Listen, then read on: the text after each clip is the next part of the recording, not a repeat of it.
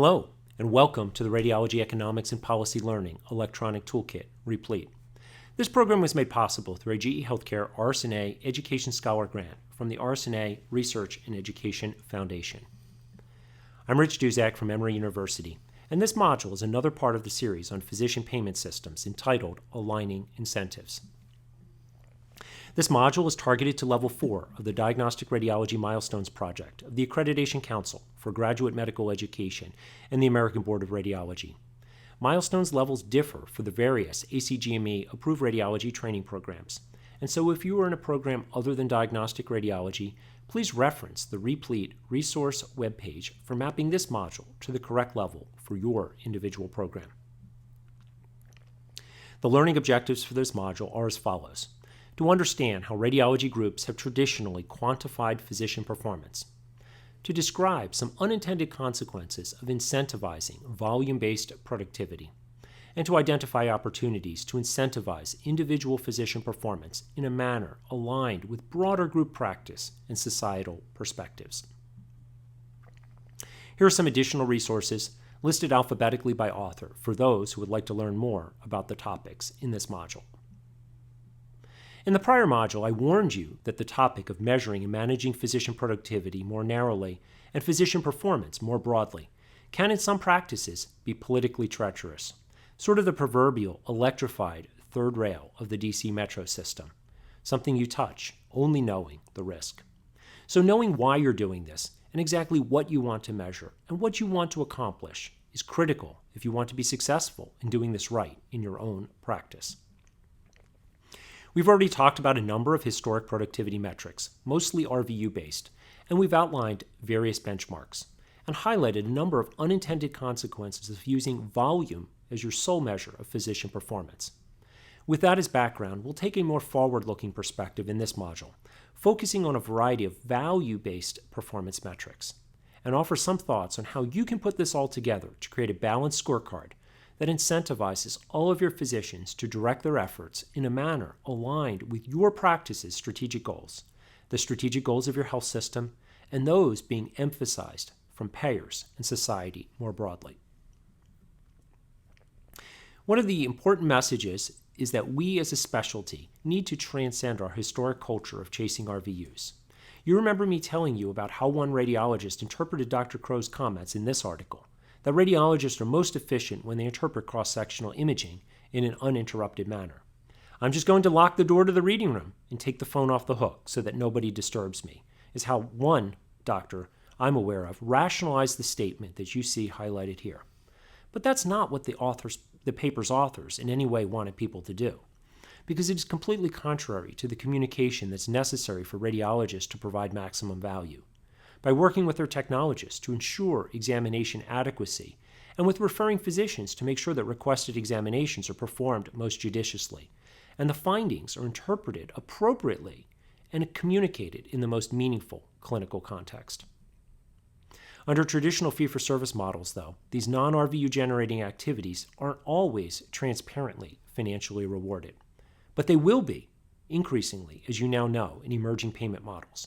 And so visionary practices are looking to identify models to help them move forward, rather than just maintain the status quo. That's the message you see highlighted here in this commentary by a former ACR board chair. And you now know a bit about MACRA now.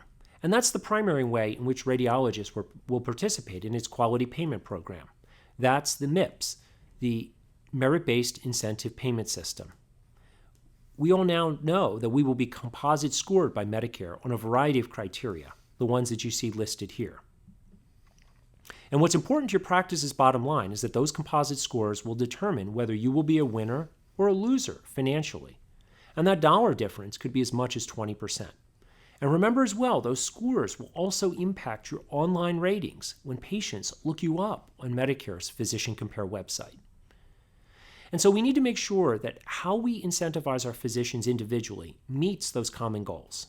If everybody in your group is just chasing RVUs, then your group will surely fall short on these important new measures. What that means is groups will have to have some serious discussions about strategic planning, focusing on their mission and vision and tactical implementation. And if done right, everybody in the group will fill an important piece of that puzzle. Some folks will be the ones most efficiently handling the work list in a high-quality manner. Others, though, will focus more on processes to develop standardized reports, which will enable everybody else to succeed. And others will play leadership roles in informatics, in quality measure development, and policy implementation to make sure that their practices and their groups are winners rather than losers. Remember, CMS has acknowledged that infrastructure will make or break you financially.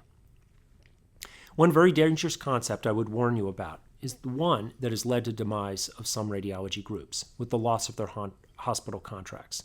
It's the eat what you kill partner compensation model. That means that you bill for what you read and you collect that money.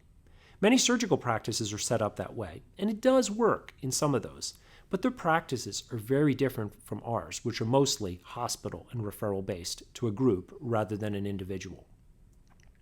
The reality is that it does not work for most radiology groups.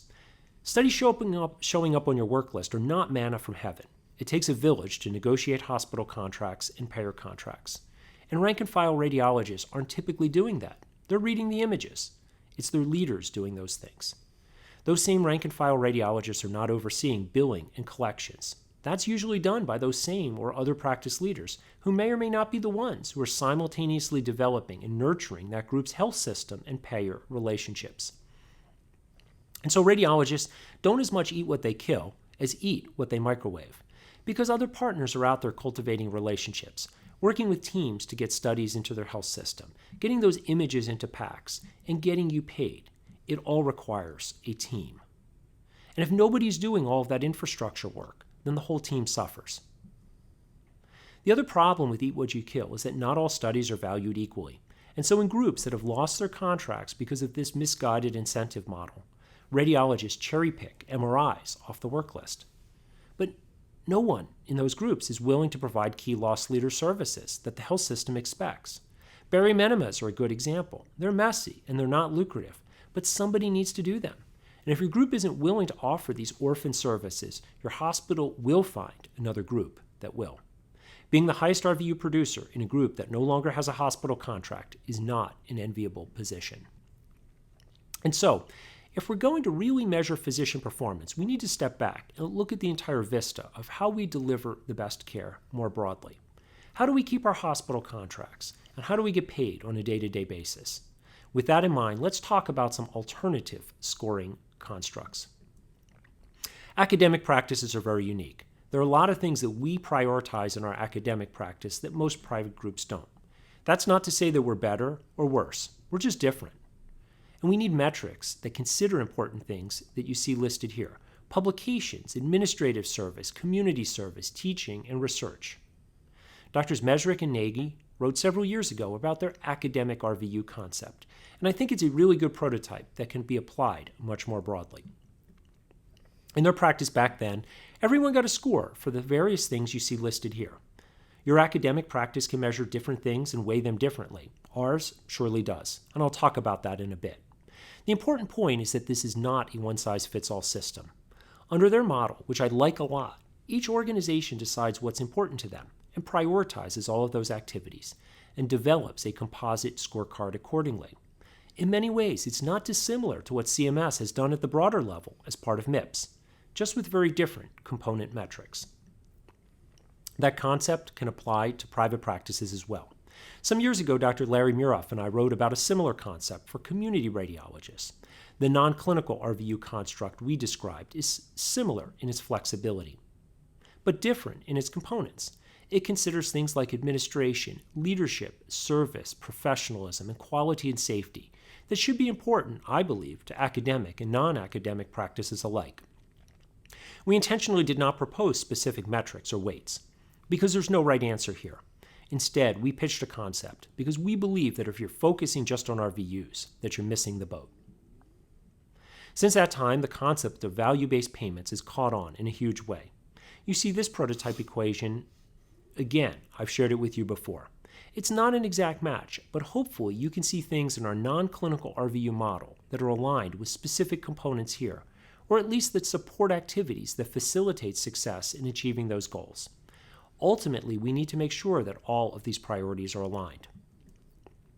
After all, there are huge dollars at stake, and the way to have your whole group do well is to have each of your individual radiologists do well. Under the traditional RVU model, our groups would never tolerate 20% of our radiologists sitting around and not doing any work and not helping generate revenue for our groups. But if we ignore new value-based payment models and have everybody just cranking out RVUs but neglecting those other important composite score activities, then that's effectively what we're doing, throwing away 20% of our bottom lines. Let's spend a few minutes then putting these puzzle pieces together in a way that could lead to practice action.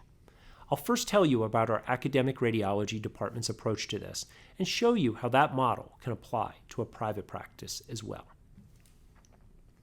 Like most academic practices, we have a tripartite mission: service, education, and scholarship. That service can be clinical, providing our patients the best care possible, but also non-clinical as well. At the individual practice level, we need chairs and vice chairs, section chiefs, physician informaticists, quality champions, and a whole host of other leaders. Plus, we want our academic radiologists who are thought leaders to lead our profession by serving the RSNA, the ACR, the ABR, and a whole host of other organizations. The economic reality of all of this, though, is that those clinical dollars are largely the fuel that supports those other missions. Yes, there are grants, but they rarely fully support a radiologist's salary. And we've talked about GME funding in a prior module, but that's usually insufficient to fully cover teaching as well. And so keeping an eye on the dollars, as we have done throughout Replete, is important for academic and private practices alike. One thing that is absolutely critical in my diagram, the bedrock of these priorities, is citizenship and professionalism. We need team players in our practices. We simply can't tolerate physicians who sabotage our service, our education, or our scholarship, or intentionally put patients in harm's way. That behavior puts our organizations and our individual physicians' professional livelihoods at risk. So the boxes I've diagrammed are, I believe, the building blocks of a good performance scoring system. How you put those boxes together, though, depends on your individual practice and your priorities and your goals. Let's talk about them each one by one. Again, in my opinion, citizenship and professionalism are the bedrock of any physician performance assessment system. All practices should have core expectations of their physicians. Some of those things, in my opinion, should be non-negotiable. They're just things you've got to do. Good practices set lines in the sand. If you put our patients in jeopardy, or lie, or cheat, or steal, we don't want you as part of our team. At the other end of that spectrum are team player activities. We don't just want people to nominally meet our expectations. In high-functioning organizations, everybody should be exceeding them in their own unique way. You can assign scores, admittedly subjective sometimes, to all of these different types of things. How about clinical service? We've talked about RVUs at length, but we've also talked about things that you can do with regard to how you report, like using templates that help your practice improve its bottom line and its communication as well, and a lot of other things that you see listed here. These are a variety of different clinical value-based activities that you can prioritize in your own practice in your own individual way. Practices like ours and others attach scores to some of these, at both the individual radiologist but also the clinical divisional or section level, so that everybody is incentivized to help their partners succeed. For non-clinical services, you can take the Mesrick and Nagy academic RVU concept even further. Our practice, like others, lists a variety of activities that are associated with particular point weightings. These types of things all go into each physician's composite performance score. Of note, our criteria are neither right nor wrong. They just work for us. Hopefully you get the idea. Create criteria that incentivize the performance you value and that you desire. And educational activities can be scored in a similar manner, based upon both quality and quantity. Lectures at the individual institutional level are really important for our trainees. But things like keynote international addresses bring lots of prestige and recognition to an academic department and help in recruiting and reputation building. And thus, in many departments, they're assigned higher scores. Also scored higher are teaching and mentorship awards, because these can and should be a big deal to celebrate in your practices. They're very important. And finally, there's scholarship. The old school publisher-parish mentality doesn't fit in a one-size-fits-all way in a busy, clinically oriented academic department anymore. But scholarship should be an important part of every academic department's portfolio of deliverables. You see here a list of things that are assigned points in our system and other systems I know of. First authorship, senior authorship, and external grants are big deals. But there are also lots of other things important here that you see listed. And these are all assigned weights that go into each individual radiologist's composite score. Now, there's no right way to track all of this. How you do that is up to you. In our practice, we use a variety of measures that are tracked by our administrative staff, such as grants that get tracked through our grant office, and things that are tracked at the individual physician level, such as self-declaration of their service and committee activities. You can do all of this in Excel or even more complicated database programs. But there are now some cloud-based tools available, like this one from Dr. Kovacs and his team at the Medical University of South Carolina, that are out there now and have been written about in our journals. And so in a manner not dissimilar to MIPS, you can put all of these things together to create a composite score for each physician in your own individual practice. It's important to remember that one size does not fit all. Some folks do a great job focusing on clinical service. Others are productive researchers, and others are just stellar teachers. Few people can do it all. Additionally, based on schedules and assigned responsibilities, everyone has different priorities and expectations. And so those all need to be taken into consideration. What I'd suggest is considering weighting those components, just like in MIPS, where radiologist scores are weighted differently than those of surgeons. We can do the same thing at our own individual practice levels. And so if you have, say, a vice chair or a section chief who gets extra administrative time, the expectations for leadership and administrative services for that individual should be higher. But that usually means fewer days on the clinical schedule. So that person's RVU should, I believe, be weighted less. And if you're an externally funded physician scientist, you should, with your funded protected academic time, be producing more publications than your colleagues. But that funding means less time on the clinical schedule. And so that box, again, should be weighted less.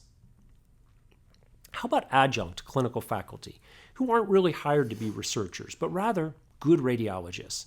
Then their scholarship expectations should be lower, but their service expectations, the things they were hired to do, should be higher. Hopefully you're now getting the point of how you can build this all up in a modular manner. You may say, hey, I'm going to private practice. That academic thing doesn't work for me. But I would disagree. I would argue that the modular concept works there as well. You just need to focus on different components. Sure, you may not be expected to teach or perform research, which is why I don't show you those modules here, but you should be expected to be a good citizen and provide both clinical service and other administrative service.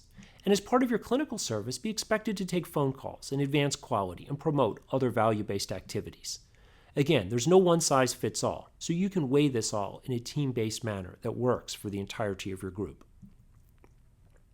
What works for you won't work for me. And that's why I propose taking a building block approach, because I think that makes a lot of sense.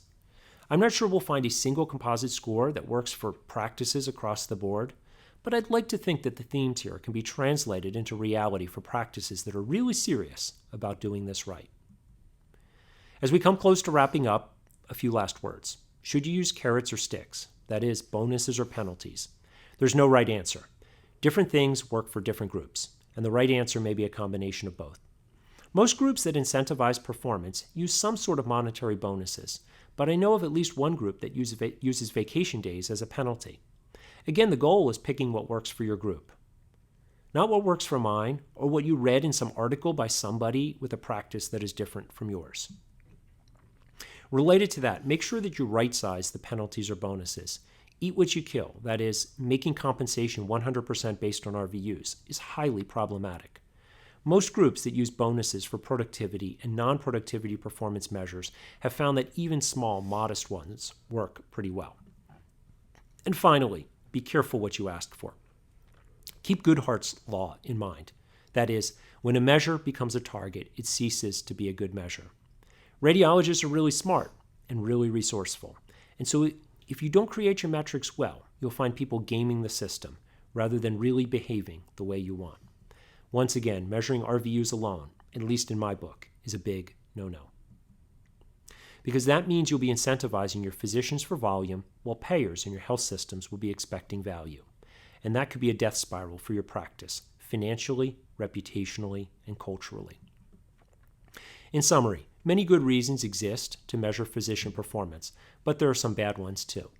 Traditional RVU-based metrics, while ingrained within the culture of many radiology practices, diverge from broader, emerging societal and practice-level goals. Understanding the attributes and limitations of various metrics will ultimately help radiologists develop and implement balanced scorecards that reflect the priorities of their practices and optimally align incentives. Again, when it comes to measuring performance, be careful what you ask for, because you might just get it. To ensure appropriate credit for this module, please make sure that you complete the accompanying online quiz from the RSNA's e-learning platform. More information on the RIPLEAD initiative and additional resources are available on the RSNA's website. I'm Rich Duzak from Emory University, and I look forward to helping you continue along your economics and health policy milestones journey. Again, thank you for participating in RIPLEAD.